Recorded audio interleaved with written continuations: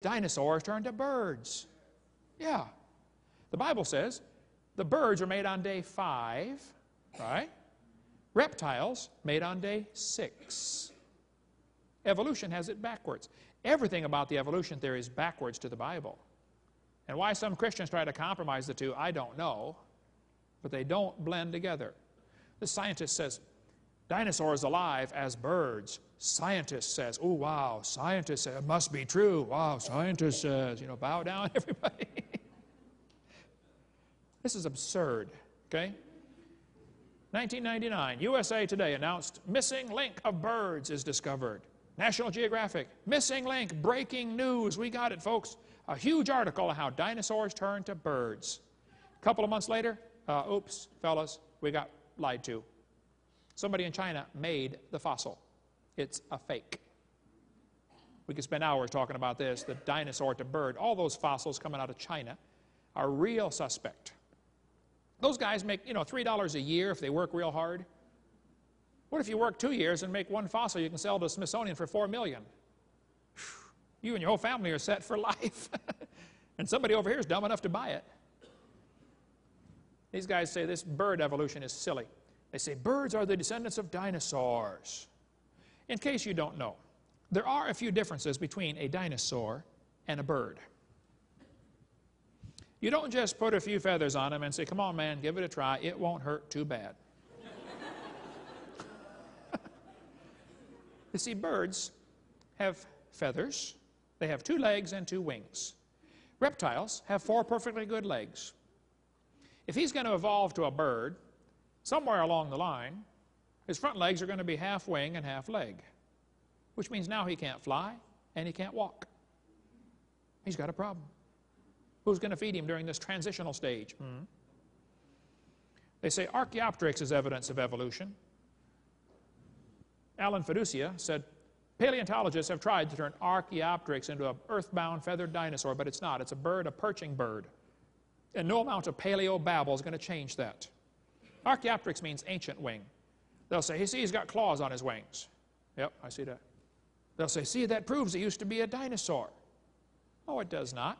12 birds today have claws on their wings. The ostrich does, the hoatzin does, the turaco, the ibis, the swan. It's not proof it used to be a dinosaur. They're going to say he's got teeth in his beak. That proves he used to be a dinosaur. Well, now, slow down. Very few birds, Archaeopteryx and Hesperornis, the only 2 I know of with teeth. But, the hummingbird also has teeth. Some hummingbirds do.